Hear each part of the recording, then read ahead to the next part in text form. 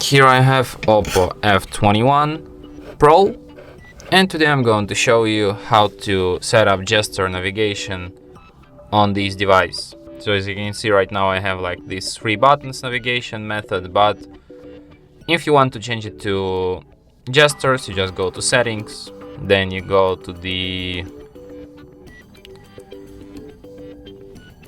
system settings, then go to the system navigation and select gestures. You can learn them here if you don't know how to use them, but if you don't need it, you can just skip this tutorial. So yeah, you can also hide this guide bar, so your device will be the most aesthetic it can be. And that's it. Thanks for watching. If you find this tutorial useful, don't forget to hit that like button and subscribe to our channel.